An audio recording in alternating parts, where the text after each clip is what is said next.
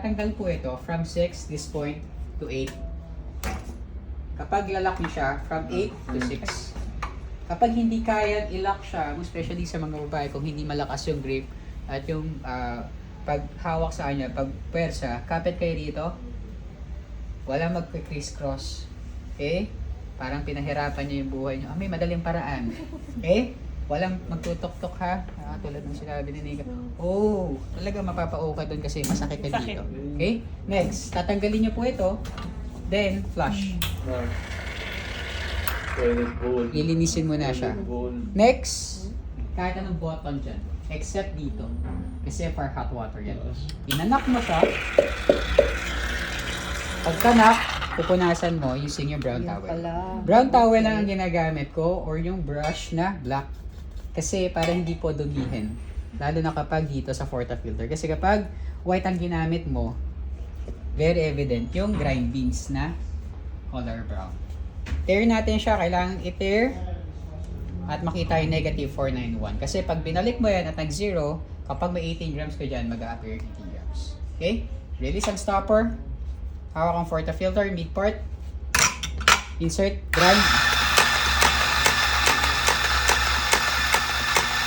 Next level. Ito lang yung gamitin nyo para kaya niyang i-absorb yung heat. 9.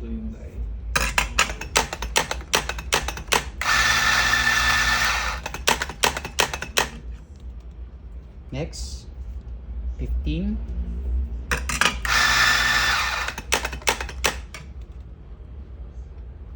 70.5. Pa-zero out siya? Hindi po. Kailangan mag-18. Okay. Kaya negative yung lumalabas man.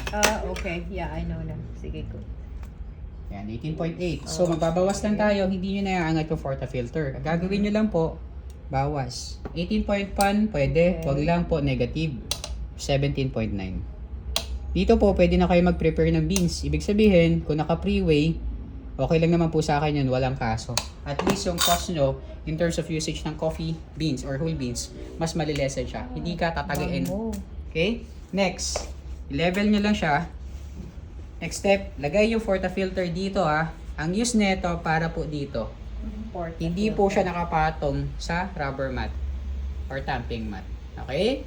So kung may nakikita kayo sa YouTube, TikTok, and social media, nandito nakalagay, it's a no-no. Kasi nagtatouch siya dito. So for food safety. Lagay nyo siya rito, nakaslan ka pa rin. Naka-level pa rin to. Use your distributor.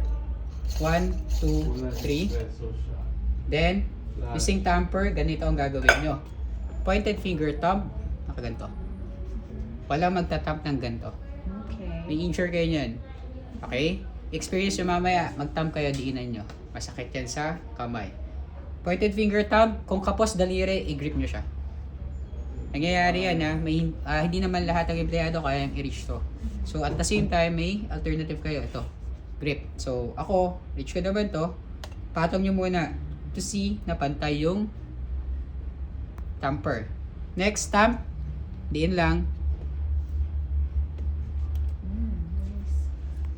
Second thumb, to smoothen your surface, mas lighter lang, then twist. Linis, linis, linis. Flush again. Para pag in-insert nyo, madali na lang po siyang mailak. Kasi mainit pa siya. Next, put your weighing scale. Get your cup. There, start timer. Press pause button.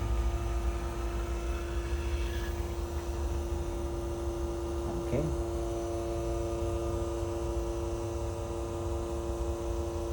Mag-wait tayo around 18 to 30 seconds for 30 ml.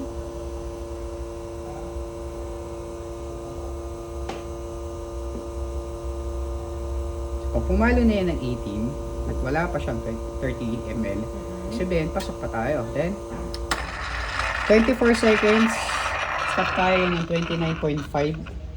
Okay? Sumobra lang, hindi ko siya nagapan. Okay? 24 seconds for 30 ml. Pasok tayo sa bracket. Meron tayong 30 ml. Okay? Parts of espresso. Okay. Meron pa rin pong parts of espresso. Do you have that, Emma? On top. Oh. Yung pala yun. That's the crema. Crema, kapag swirl mo siya, Oh.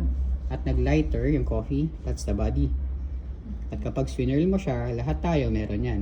Yung heart. Okay? So, crema, body, heart, shot type espresso, 10 seconds. Ito yung literal na shot puno. Kasi most of the coffee enthusiasts, coffee connoisseur, at espresso lang yung kinukonsume, shot puno kagad yan. Yan yung binibigay dun sa likod ng part. Next, na gagawin natin. Ilalagay yung espresso shot dito